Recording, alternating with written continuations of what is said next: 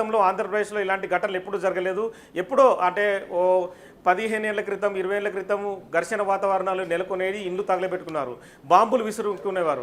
కానీ ఇంతటి పరిస్థితి ఇప్పుడు ఎందుకు వచ్చిందంటే ప్రస్తుతం తెలియాల్సిన అవసరం మనకు అనిపిస్తుంది. సో మొత్తానికైతే మనతో పాటు మాజీ డీజీపీ సాంబశివరావు ప్రస్తుతం లైన్లో ఉన్నారు. మరి సాంబశివరావుతో మాట్లాడుతున్నాం. సాంబశివరావు గారు నమస్కారం సార్. నమస్కారం అండి. సార్, ఇప్పుడు ఆంధ్రప్రదేశ్లో పరిస్థితి అయితే ఒక రకమైన అంటే పోలీసుల కంట్రోల్ నుంచి వెళ్ళిందని చెప్పొచ్చా, పోలీసులు కంట్రోల్ చేయలేని పరిస్థితి ఉందని చెప్పొచ్చా? అలా కాదండి, ఇప్పుడు కూడా పోలీస్ కంట్రోల్ తప్పిపోదు. నేను గుంటూరు ఎస్పీగా 1994లో గుంటూరు ఎస్పీగా చేశాను. అప్పుడు నాకు తెలుసు గుంటూరు స్వభావం, అక్కడ ఎలా ఉంటారు ప్రజలు, ఎందుకు కోపతాపాలు ఎక్కువ, ఫ్యాక్షన్ ఎక్కువ అనేది మొత్తం తెలుసు. 1994 ఎలక్షన్స్ ప్రశాంతంగా జరిగినటువంటి సందర్భం అది. కానీ ఏంటంటే ఎప్పుడైనా కూడా ఎలక్షన్స్ వస్తున్నప్పుడు ఇటువంటి ఫ్యాక్షన్ ఏరియాస్లో కొంత కోపతాపాలు పెరుగుతాయి. అవి అందరికీ తెలిసిన మాట వాస్తవమే. కానీ ప్రివెంటివ్ యాక్షన్గా ఎప్పటికప్పుడు ఈ బ్యాడ్ ఎలిమెంట్స్ని ఐడెంటిఫై చేసి వాళ్ళని బైండ్ ఓవర్ చేసి వాళ్ళ మీద నిఘా పెట్టి, మేము ఆ రోజుల్లో ఎలక్షన్లు పెట్టినప్పుడు షాడో పార్టీస్ అని పెట్టేవాళ్ళం. అప్పుడు కోడెల శివప్రసాదరావు గారు, దొడ్డ బాలకోటి గారు ఉంటే ఆ కంటెస్టింగ్ క్యాండిడేట్స్ వెనకాలే షాడో పార్టీ పెట్టేవాళ్ళం. వాళ్ళు ఏ తప్పు చేసినా ఇంకా పోలీస్ స్టేషన్ వరకు రావాల్సిన అవసరం లేదు, అక్కడనే అరెస్ట్ చేసే విధంగా. సో చాలా మెథడ్స్ ఉన్నాయండి, ఇంకా మార్పులు చాలా వచ్చినాయి. So preventive action, demonstrative action ఉండాలి. డిమాన్స్ట్రేటివ్ యాక్షన్ అంటే ఒక తప్పు చేస్తే పోలీసులు ఊరుకోరు అనేటువంటి భయం అనేది ఉండాలి. ఆ భయం కల్పించాలి, అది మాత్రం ఎసెన్షియల్. ఇప్పుడు కాకపోయినా ఎప్పుడైనా సరే పోలీస్ సోదరులకి నేను చెప్పేది ఏంటంటే, అన్ని I work in the department, మీకు తెలుసు. పోలీస్ సోదరులకు చెప్పేది ఏంటంటే, డిమాన్స్ట్రేటివ్గా యాక్షన్ లేకపోతే ఏమవుతుంది అంటే, ఏమీ కాదులే అని ఇవాళ కర్రలు తీసుకొని వస్తారు, రేపు పెట్రోల్ బాంబులు తీసుకొని వస్తారు, which is not correct. Police should be more strict and స్ట్రింజెంట్గా ఉండాలి, యాక్షన్ ఓరియంటెడ్గా ఉండాలి. This my advice. అంటే యాక్షన్ ఓరియంటెడ్ అని మీరు చెప్తున్నారు కదా సార్, అంటే ప్రస్తుతం పోలీసులు స్పాట్కు వెళ్తున్నారు కానీ కొంత కంట్రోల్ చేయని పరిస్థితి కూడా కనిపిస్తుంది. మీరు నరసరావుపేటలో జరిగిన పరిస్థితి చూడవచ్చు. ఒక పక్క నుంచి ఆందోళనకారులు రాళ్ళు విసురుతున్నారు, మరో పక్క నుంచి మన పోలీసులు పిల్లెట్స్ ద్వారా కాల్పులు జరుపుతున్నారు, కానీ అయినా కూడా వాళ్ళు కంట్రోల్ కావడం లేదు. అది అంటే ఐ డిఫర్ అండి, ఐ డిఫర్ విత్ ఇట్. దేనికంటే పోలీస్ పవర్ ముందు వాళ్ళు ఎంతమంది వచ్చినా it's not that simple logic. ఒక్క చోట వాళ్ళకి తెలియాలి, ఓహో పోలీస్ పవర్ అంటే ఇదేం తెలియాలి. కంట్రోల్ కాకుండా ఎలా ఉంటుందండి?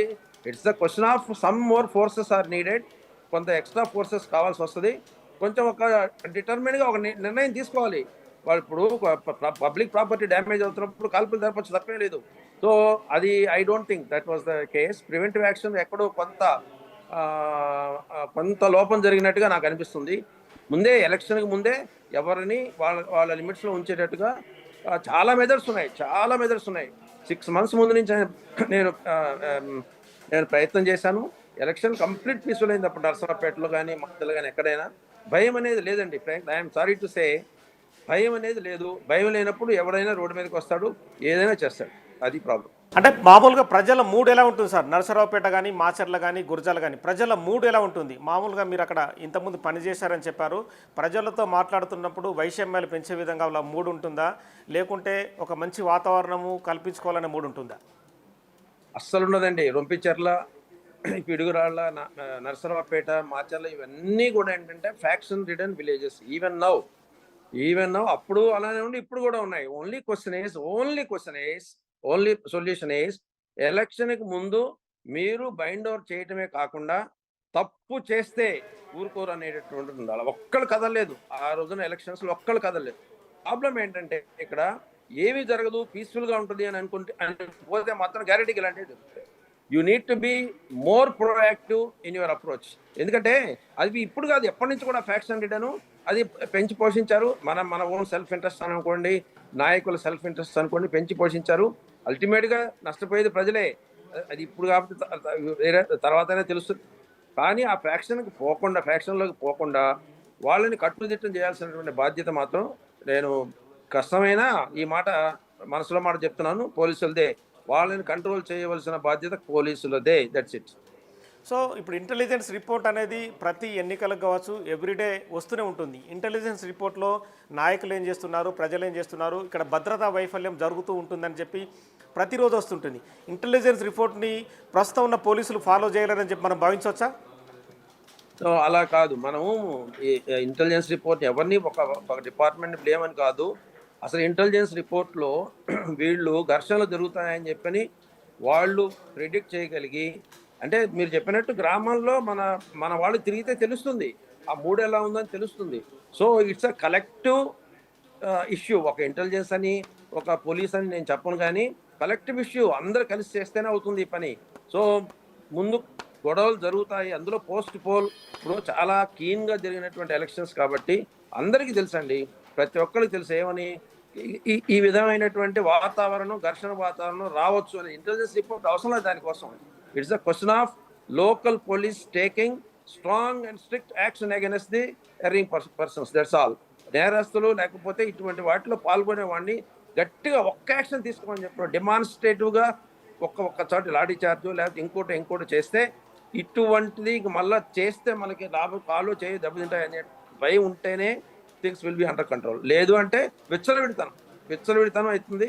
చూడండి మీరు, ఇప్పుడు నేను చూస్తున్నది నేను అనకూడదు కానీ, ఇప్పుడు నేను పనిచేసిన డిపార్ట్మెంట్ అనకూడదు కానీ, వాళ్ళు చెల్లా చెదురు చేశారు, చెదరగొట్టారు అంటారే కానీ, ఆ తర్వాత అరెస్ట్ చేశాము అటు ఒక 10 మంది, అటు ఒక 100 మంది, ఇటు ఒక 100 మంది అని నేను టీవీలో చూడలేకపోతున్నాను. I'm very sorry to say that. So ఎందుకని వస్తుందంటారు? అంటే నాయకులకు భయపడి పోలీసులు పనిచేయడం లేదని మనం ఆరోపించవచ్చా? స్టేషన్ హౌస్ ఆఫీసర్ కావచ్చు, డిఎస్పీ కావచ్చు, అడిషనల్ ఎస్పీ, ఎస్పీ, ఈ ర్యాంక్లో ఉన్న వాళ్ళు కఠిన చర్యలు తీసుకోకపోవడానికి కారణం ఏమని చెప్పొచ్చు సార్ మనం? అది that it's a very sensitive question. I'm very sorry. అది sensitive question. I may not answer that. But the point is police should take action irrespective of who is in power. As simple as that. ఇప్పుడు election commission monitoring చేస్తుంది.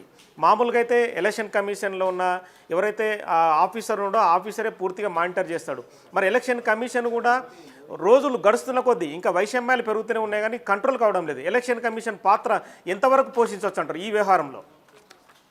ఎవరైనా చేయొచ్చండి. ఇంకా code అమల్లో ఉంది కాబట్టి. నేను అప్పుడు ఎస్పీగా ఉన్నప్పుడు శేషన్ గారు ఉండేవారు. మీకు అర్థం చేసుకోవచ్చు మీరు. Yes, T Seshan. అవును, శేషన్ గారు అక్కడ ఎలక్షన్ కమిషనర్, చీఫ్ ఎలక్షన్ కమిషనర్గా ఉంటే ఆయన వల్ల ఎంత ధైర్యం వచ్చేది, మేము ఎంత ఇనిషియేటివ్ తీసుకున్నాము అని అంటే ఎవరేం మాట్లాడేవాడు కాదు. చాలా స్ట్రిక్ట్గా చేసాం.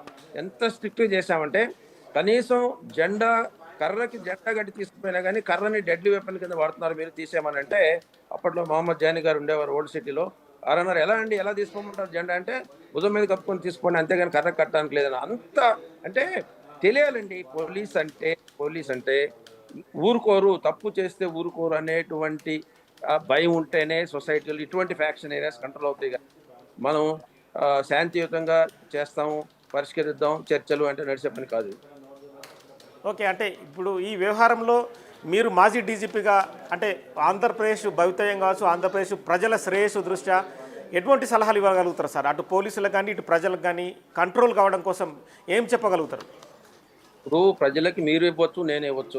శాంతియుతంగా ఉండండి, చేతులెత్తి నమస్కరిస్తాం, శాంతియుతంగా ఉండండి అని నేను చెప్పొచ్చు, మీరు చెప్తారు. సో పోలీస్ సోదరులకు నేను చెప్పేది ఏంటంటే మీరు ఈ టైంలో రాజకీయాలు లేదు, ఏ పార్టీ ఉందని చూడకుండా కన్సర్న్ ఎస్పీ కానివ్వండి, డిఐజీ కానివ్వండి, ఐజీ కానివ్వండి, చాలా స్ట్రిక్ట్గా ఉండండి. స్ట్రిక్ట్ అంటే బయటకు వస్తే ఇప్పుడు మనం 144 అన్నాం, 144 ఉన్నా కానీ జనాలు గుమ్మి కొడుతుంటే అర్థమైందండి. చెల్లచేది చేయండి, లాఠీ చార్జ్ చేయండి. మనం లాఠీ చార్జ్ చేసి ఇప్పుడు ఎక్కడో గాల్లో కాల్పులు జరిపారన్నారు, ఇవన్నీ ఐ హావ్ నాట్ సీన్ అని కూడా పొద్దున్న బయటికి పోయాను. What I'm saying is police action ముందు ఏది నిలబడదు. It is a matter of time. I'm confident they would be able to control it. Okay. So మొత్తానికైతే ఖచ్చితంగా పోలీసులు గ్రౌండ్లో ఉండాలి, ఖచ్చితంగా వర్క్ చేస్తేనే వాళ్ళంతా కంట్రోల్ అవుతారని మీరు చెప్తున్న పరిస్థితి. అంటే ప్రస్తుతము ఎలక్షన్ కమిషన్ కూడా 2 డీజీపీలను మార్చింది. అంటే ఒక పార్టీకి కొమ్ము కాస్తున్నారనే ఆరోపణలు నేపథ్యంలో చాలామంది పోలీస్ ఆఫీసర్లు మార్చింది. ఈ ఇంపాక్ట్ ఏమైనా పోలీసుల మీద పనిచేస్తుందా? అంటే ఒకటండి, ఎప్పుడైనా కానీ మీరు అబ్జర్వ్ చేస్తే ఎవరైనా కొత్త ఆఫీసర్ వచ్చినా పాత ఆఫీసర్ అయినా I have respect for both the officers, former ఆఫీసర్స్కి, ఇప్పుడున్న ఆఫీసర్స్కి. కానీ ఏంటంటే కొంత టైం ఇవ్వాలి వాళ్ళకి, కొంత టైం ఇవ్వాలి. మరీ ఎలక్షన్ 10 రోజుల్లో ఉంది, 1 వీక్లో ఉంది అనగా మార్చినప్పుడు ఏమవుతుందంటే what kind of ground control మనకి ఇన్ఫర్మేషన్ ఎట్లా వస్తుంది చెప్పండి. తీసుకోవచ్చు, 1 వీక్ అయినా తీసుకోవచ్చు, కానీ time is two short for the my personal feeling is. Sir ఒక చిన్న క్వశ్చన్, మీరు ఏమనుకోరంటే పోలీసులు కూడా నేతల వారిగా విడిపోయిన పరిస్థితి, అంటే నాకు ఆ పార్టీ ఈ పార్టీ వైపు ఉంటే నాకు పోస్టింగ్ వస్తుంది, నేను ఈ పార్టీ వైపు ఉంటే నాకు పోస్టింగ్ వస్తుంది, ఇలాంటి వ్యవహారాలు కూడా శాంతి భద్రతలను కంట్రోల్ చేయడంలో వైఫల్యం ఉందని మనం అనుకోవచ్చా సార్? అది దురదృష్టమైనటువంటి పరిణామం అండి. నిజంగా కూడా కరెక్టే మీరు చెప్పారే, కాదను. అంటే ఇదేదో స్టీల్ ఫ్రేమ్ ఆఫ్ ఇండియా చాలా నిక్కచ్చిగా పోతున్నారు, నడి రోడ్డు మీద నడుస్తున్నారు అలా చెప్పను. నాకు తెలుసు, నేను 5 సంవత్సరాలు అయినా రిటైర్ అయ్యి పోలీస్ డిపార్ట్మెంట్లో వస్తున్నటువంటి మార్పులు ఏంటో తెలుసు. కానీ మళ్ళీ చెప్తున్నాను, కానీ మీ ధర్మాన్ని మీరు పాటించండి. ఏ ముఖ్యమంత్రి అయినా ఇంకొకళ్ళైనా న్యాయానికి కొంచెం అటు ఇటు కానీ మరీ పూర్తిగా అన్యాయం చేయమంటే చేయకూడదు. ఇప్పుడున్న పరిస్థితి దురదృష్టకరమైంది. మీరు చెప్పిన దాన్ని నేను ఖండించట్లేదు, అది మోరార్లెస్ కరెక్ట్. అటువంటి పరిస్థితి రావడమే వీటన్నిటికీ మూల కారణం. కూడా తప్పు జరుగుతుంది. దాన్ని ఎలా కంట్రోల్ చేయాలనేటువంటిది సక్సెసివ్ గవర్నమెంట్స్ భవిష్యత్ కాలంలో పోలీస్ డిపార్ట్మెంట్ ఎంత అపోలిటికల్ చేస్తే అంత బాగుంటుంది అంతే. ఓకే, ఇప్పుడు స్థానిక పోలీసు నుంచి చాలా వరకు కంట్రోల్ కావడం లేదు, అంటే పారామిలిటరీ బలగాలు కానీ నేషనల్ సెక్యూరిటీ ఫోర్స్ బలగాలను దించాల్సిన అవసరం ఉందా సార్ ఆంధ్రప్రదేశ్లో? ఏం అవసరం లేదండి. Andhra Pradesh police is one of the best police forces I have seen. Same police naxalism control చేసింది, ఇండియాలో నెంబర్ 1 పొజిషన్లో ఉంది.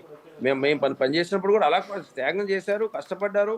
వాళ్ళంతా ప్రొఫెషనల్గా చేసేవాళ్ళు. Question of little bit of with pain I'm telling you, it's a question of providing leadership, that's it. Okay sir, thank you sir. మొత్తానికైతే మీరు చెప్పే విధంగా ఏంటంటే పోలీసులు ఇంకా గ్రౌండ్లోకి దిగి కంట్రోల్ చేయాల్సిన పరిస్థితి అనేది ఖచ్చితంగా కనిపిస్తుంది. సో మొత్తానికైతే సాంబశివరావు గారు చెప్తున్న ప్రకారం ఆంధ్రప్రదేశ్ పోలీసే సరిపోతుంది, పారామిలిటరీ బలగాలు అవసరం లేదు, బెస్ట్ పోలీస్ ఫోర్స్ ఇండియాలో అని చెప్పి సాంబశివరావు గారు చెప్తున్నారు. ఇకనైనా మరి ఎలక్షన్ కమిషన్ మేల్కొని ఖచ్చితంగా ఎక్కడికక్కడే వాళ్ళని పూర్తిగా నేతల్ని కావచ్చు, కార్యకర్తలు కావచ్చు, ప్రజలు కావచ్చు పూర్తిగా కంట్రోల్ చేయాల్సిన అవసరం ఉంది. ఎందుకంటే ఈ వ్యవహారంలో ప్రజలు నష్టపోయే ప్రమాదం ఎక్కువ ఉందని చెప్పి మాజీ డీజీపీ సాంబశివరావు గారు చెప్తున్న పరిస్థితి.